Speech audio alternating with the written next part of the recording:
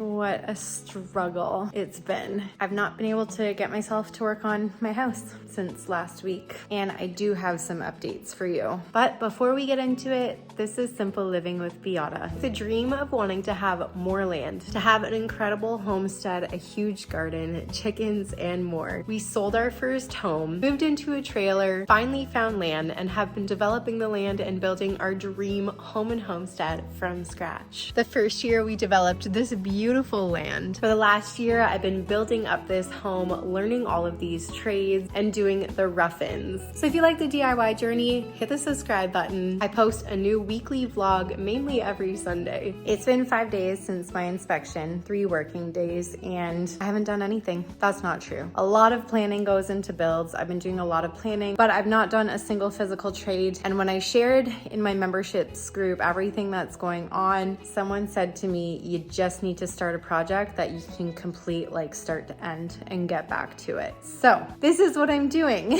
I'm doing something within my control right now. I'm doing something that brings me joy and empowers me. I'm gonna wire my panel. I'm gonna try my best to make this look pretty neat, and I want to organize it so that anything that needs to go to the transfer switch can come through the side here to the transfer switch, and then you kind of like even out your panel as best as you can. I think I'm gonna label everything on the wire above as well, just in case. You have no clue how excited I am about this. I don't know why. I love electrical. It's great. I have to bring this wire over to this side, down the panel and into this panel. I barely have enough wire to make it happen, but I have enough. So we're gonna move on and just get it done.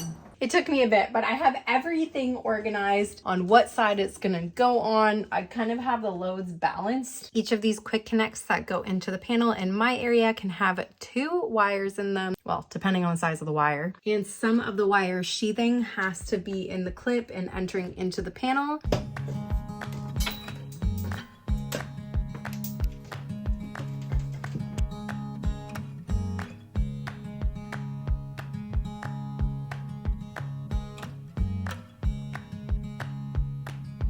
And now it's time to strip all of this. So what I'm gonna do, I feel like there's gonna be a lot of labeling. Like I know I labeled everything up here. I think I'll do this for now. Just have a little bit of the sheathing there just to keep everything organized. So now what I'm doing is taking a look at my label. If anything is supposed to be an arc fault breaker, I'm keeping the neutral with the black and just taking out the ground. But if it's not supposed to be an arc fault, I'm taking both the neutral and the ground out of the sheathing here.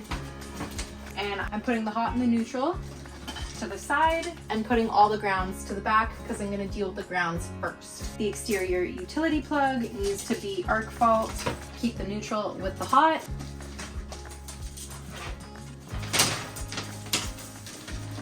I'm just so happy with how organized this is staying so far. All right, supposedly you can fit 3 number 12 wires into 1 grounding screw. So I'm gonna do that to keep it nice and organized. And supposedly keeping the grounds lower is easier for future access if you need to take something out, swap it, stuff like that.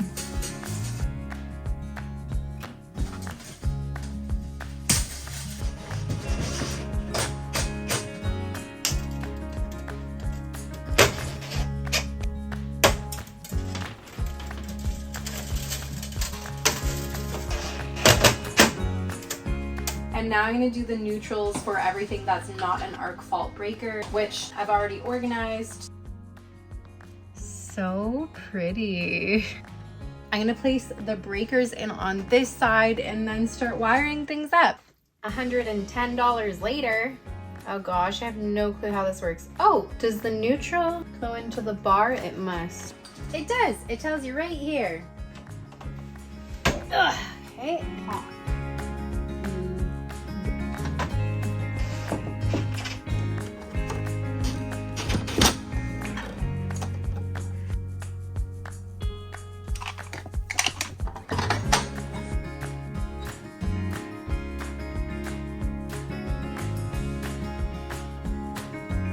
And now it's time to do the actual breakers.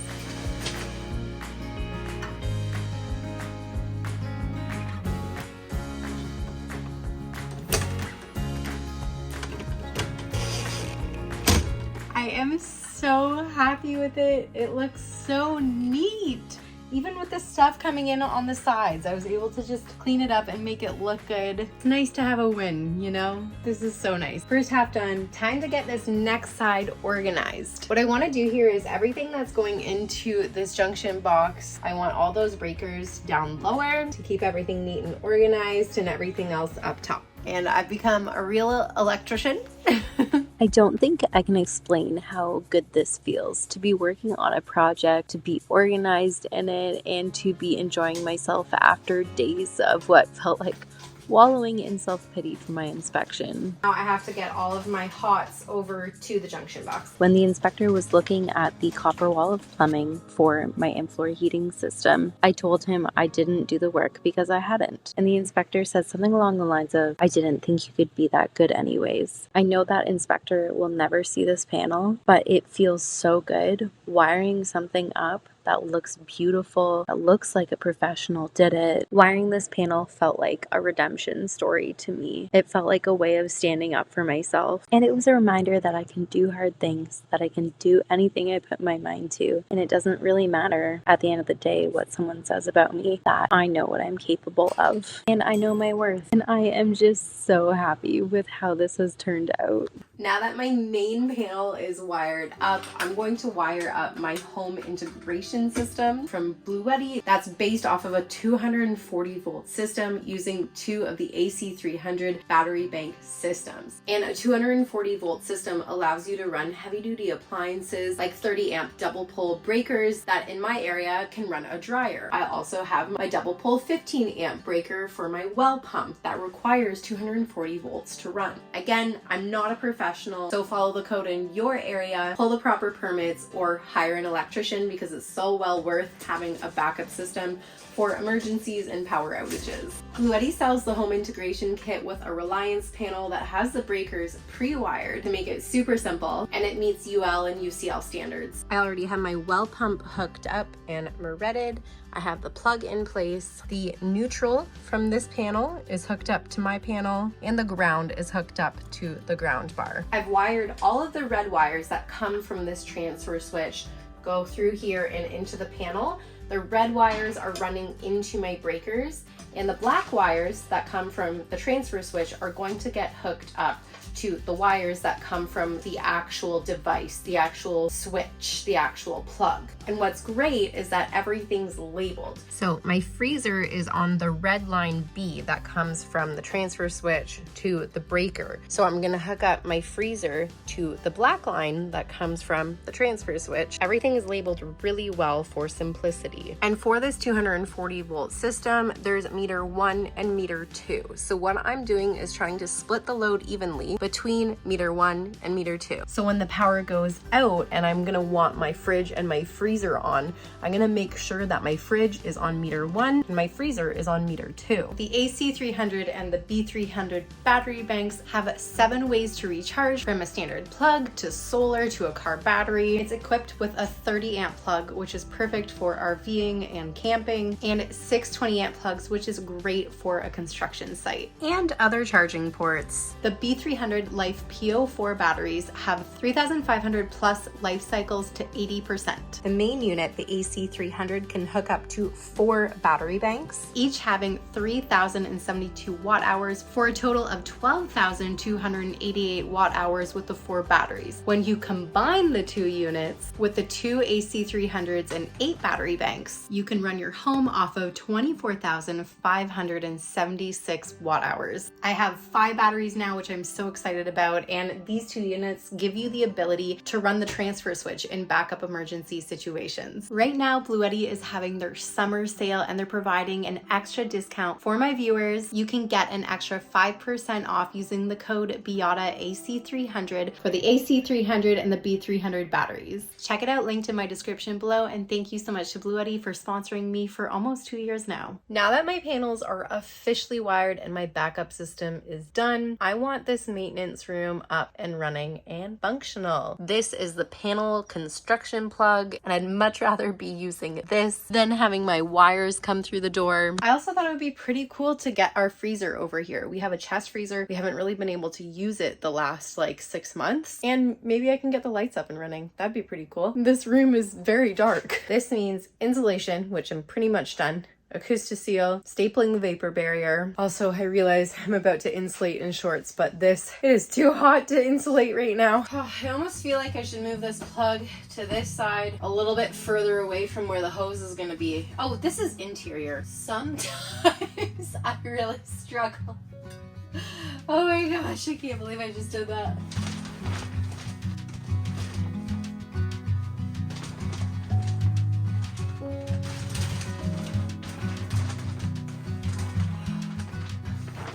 Okay, I'm so glad that's over.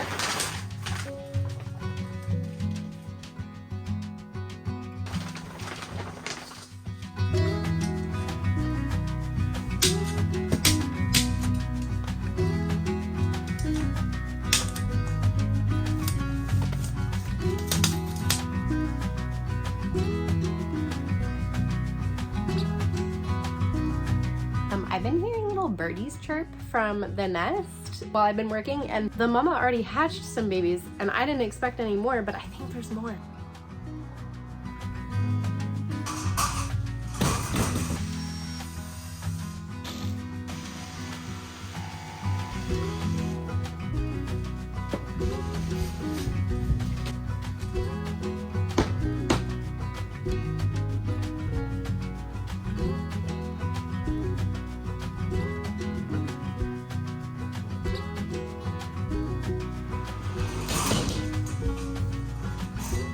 Oh my gosh, we've got sheet number 2.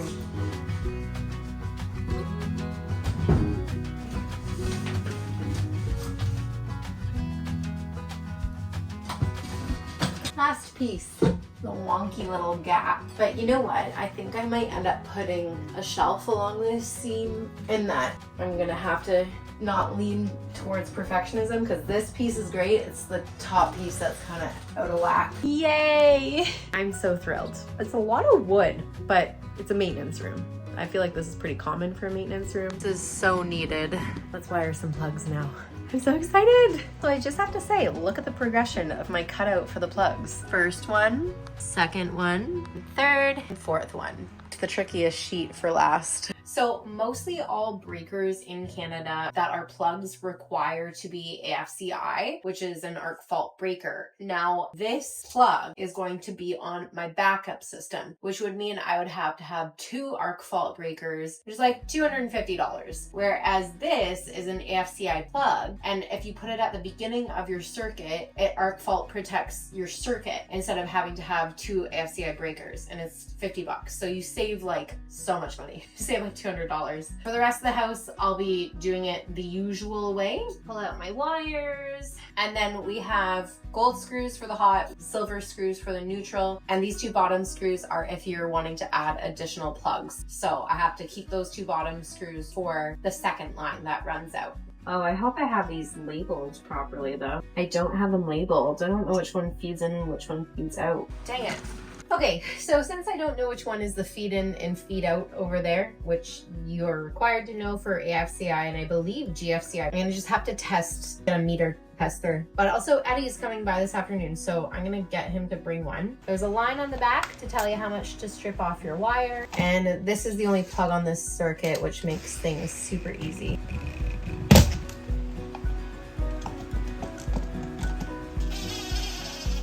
And then the fancy plate covers. And then she snaps on. First one done. So the reason why Eddie is coming here today is because there was an issue, a really big issue that could have been really bad, but I'm really thankful it wasn't. The grinder pump caught on fire. So here's what we think happened so far. Either it was the extension cable that was the issue, or the grinder pump is the issue. Brand new grinder pump. Now, the reason the breaker didn't trip because the extension cable at this end, the ground snapped off. When that happened, I have no clue. And you can see the ground is still in there. I'm really hopeful that it's just the cable that caused all this damage and that the grinder pump is okay. The reason for the ground is so that you don't have this issue. The breaker flips off when it gets too hot and then fires don't start. Eddie's coming over so that we can check the actual unit and make sure it's okay, because it could have shorted out and the actual unit could be the issue, or the extension cable could be the issue, which I think that's the issue. Frig. That's pretty full. Sorry for the view. We caught it in time, but that's more full than I thought it would be. But this cable was not damaged. This turns on the pump without the float being activated. So this is the float. The float is the cable that got damaged. So I'm gonna try turning it on, and if that doesn't work, we know the pump is kaput. I'm actually so confused. My other cable that is on a completely different breaker just decided to quit as well. I was just gonna go check the grinder pump. Okay, I'm gonna see if this works. I'm a little nervous.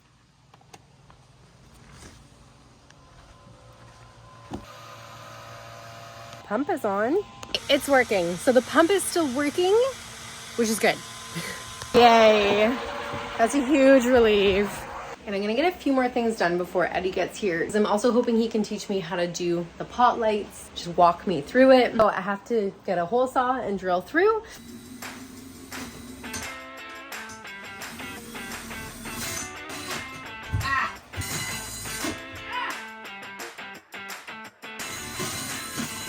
Dang, I really don't like these things.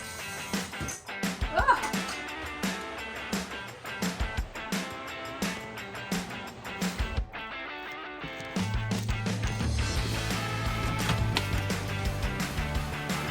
They are officially here. Eddie and his wife, Ash, and their 2 babies. So on this end, you get nothing. No beep. Yeah, because that's going to the other neutral in Okay. your other plug, and it's not connected to anything. Okay. And then you got your continuity between your neutral and your ground, which means that's going back to the panel. Cool. That is the actual pump, the grinder pump. So the float triggers the grinder pump. So there's no continuity between these 2 wires. The switch should be fine. So yeah, my guess is either this wire had a loose connection or this had a loose connection. Okay. Somewhere there's a loose connection, so eventually they just give out if there's a loose connection somewhere. So the pump is fine. I just need a new extension cable, one that's a little bit better and newer, and I'm gonna need to get a new float, and I need to install an alarm in my pump chamber. Okay, so new day. I tried turning this receptacle on and it's not working. So I either wired something wrong in the panel or I wired the receptacle wrong. Time to do some diagnostics. Everything's fine in the panels. Like, everything's labeled properly. This is H, this is H, and the H breaker is on and switched to line, which means it should be running from the panel, but it's not. It should be working. I don't know. I have done everything right up till the receptacle, and maybe the receptacle's broken. So I have another one here. I'm gonna switch it out. We try again. Okay, there should be power. So this has power. Yay, it works now. That's so exciting. I don't know why this one wouldn't work. What the heck?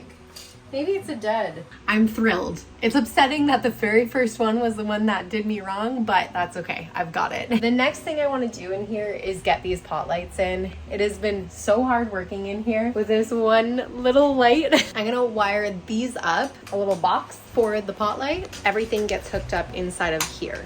And these are Wago connectors, I believe. Super simple. You just strip your wire and stick it in. You're just gonna have to not mind me. I am wearing shorts. They are not construction shorts.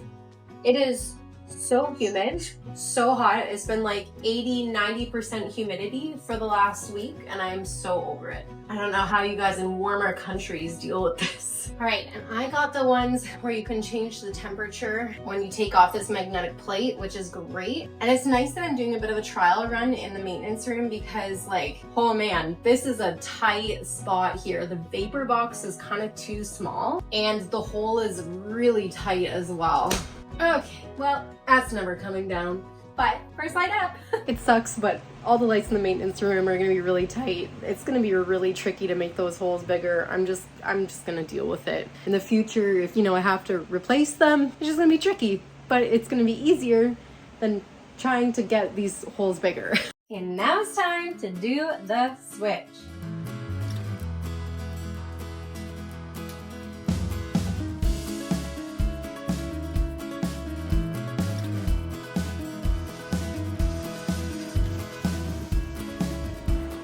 All right, here's the moment of truth. Yay! Oh my goodness, I did it! This is so much better. Oh my gosh! This is the first light I've ever wired. I didn't even change out the pot lights in our previous home. My husband did that. That's so funny. There's a wire light. I'm so stoked right now. Now I'm gonna deal with this wall so I can get my construction plugs in, or my panel plugs in. My inspector wants these straps wherever there's openings. I'm putting a strap here. I actually cut out this sheet like in December, I think, and now I'm finally using it. Okay, I need to take the panel off, which means I have to shut this light off now. Let's see how this fits. So stinking close. These guys are in the way, so I'm trying to carve out this little back section.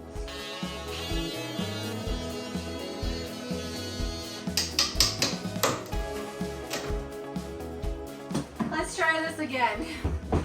That works. Take 3. I'm so happy. Oh my gosh. It's not perfect, but I am very proud.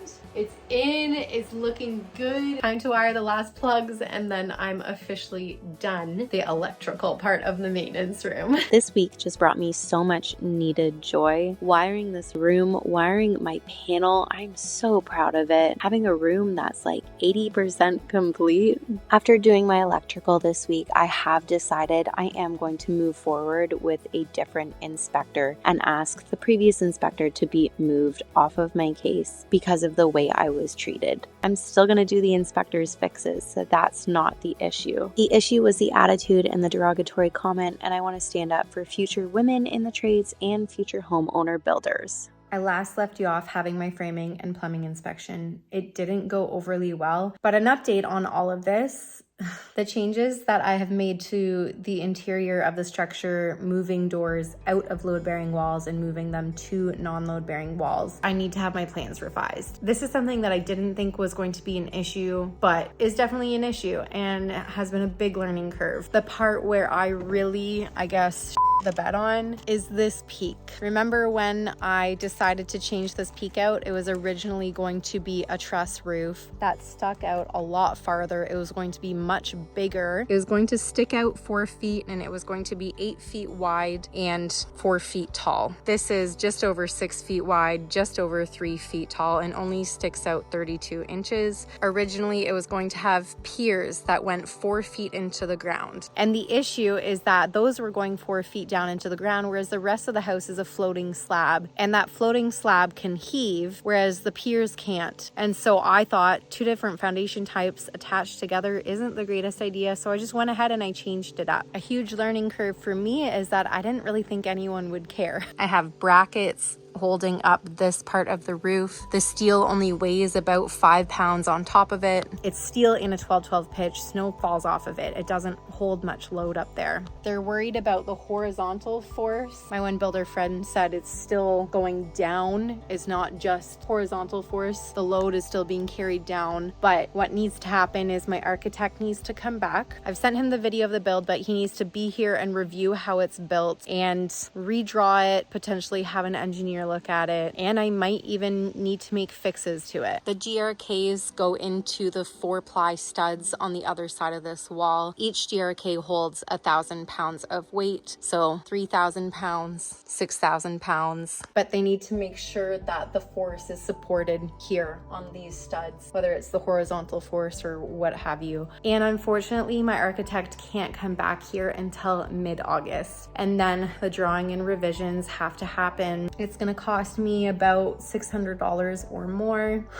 then it needs to be resubmitted and reapproved. And then I can apply for my framing inspection, and I'm not allowed to insulate and I'm not allowed to drywall or move forward in any of the interior work until all of this is done. So yeah, I really up. But now I have to make some changes on what I'm going to do until those approvals happen. And so I have 2.5 weeks, 3 weeks before the site visit can happen. Probably another week until the plans are redone. I don't know how long the resubmission and reapprovals are going to take, which is another big reason I worked on my panel this week and have done other things this week, because I can't move on in here. I feel really dumb. I do. It was not a smart move of me to move forward without permission on these things, and I'm paying the price for it. So we're moving on. I'm sure before I know it, I'll be able to move on to insulation. Thanks for coming to the chat. It'll all get sorted. It's gonna be a blip in the grand scheme of things. It just sucks right now. As always, I appreciate you being here. Thank you so much for your kind words. You've helped me give myself more grace in this process with like so many people saying things that I've always been impatient with about myself. So I'm not 100% sure what I'll be up to, but there's gonna be work to be done. I also just want to say thank you to Blue Eddy for sponsoring me and getting my home integration system. Check them out in the description below, and I'll see you guys next week. Subscribe, like, comment. You're the best. I'll see you then.